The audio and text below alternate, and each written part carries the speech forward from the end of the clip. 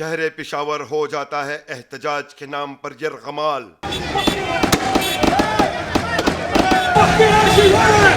پشاور کے شہریوں کو نہیں کوئی پرسان حال، جی ٹی روڈ بن جاتا ہے میدان کارزار، بوڑھے بچے جوان سبھی ہے پریشان۔ یہ ہے شہر پشاور کا مین جی ٹی روڈ، جو اکثر پشاور کے شہریوں کے لیے بن جاتا ہے وبال جان۔ مظاہرین یہاں چیختے چلاتے ہاتھوں میں بینر اٹھائے روڈ کو یوں بند کر دیتے ہیں جیسے خالہ جی کا گھر ہو۔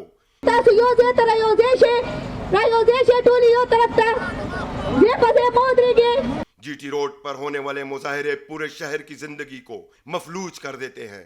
مظاہرین سڑکیں بند کر دیتے ہیں، جس کے نتیجے میں شہر کی بہت سی شاہراہوں پہ گاڑیوں کی لمبی لمبی قطاریں لگ جاتی ہیں، اور ان میں پھنسے لوگ بے بسی کی حالت میں گھنٹوں انتظار کرتے رہتے ہیں۔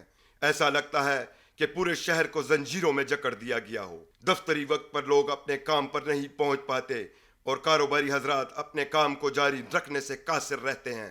دوسری طرف اسکول سے آنے والے بچے اپنی بسوں اور گاڑیوں میں بند ہو کر رہ جاتے ہیں، اور والدین کو بھی شدید پریشانی کا سامنا کرنا پڑتا ہے۔ اکثر ان حالات میں ایمبولینسز بھی پھنس جاتی ہیں، جن میں موجود مریض زندگی اور موت کی دہلیز پہ کھڑے ہوتے ہیں، شدید متاثر ہوتے ہیں۔ مظاہرین کے بے قابو ہو جانے پر پولیس کو اکثر آنسو گیس اور واٹر کینن کا استعمال کرنا پڑتا ہے، جس سے مظاہرین کے ساتھ ساتھ عام عوام بھی شدید پریشانی سے دوچار ہو جاتے ہیں۔ یہ مظاہرین نہ صرف شہر کی روزمرہ زندگی کو متاثر کر رہے ہیں، بلکہ اس کے اثرات لوگوں کی ذہنی صحت پر بھی گہرے پڑ رہے ہیں۔ مظاہرین کی ناراضگی اپنی جگہ، لیکن کیا احتجاج کے نام پر پوری آبادی کو یرغمال بنانا جائز ہے؟ عوامی مسائل کو حل کرنا حکومت اور انتظامیہ کی اولین ذمہ داری ہے، اور اس روڈ کی بندش کو روکنے کے لیے حکمت عملی بنانا وقت کی اہم ضرورت ہے۔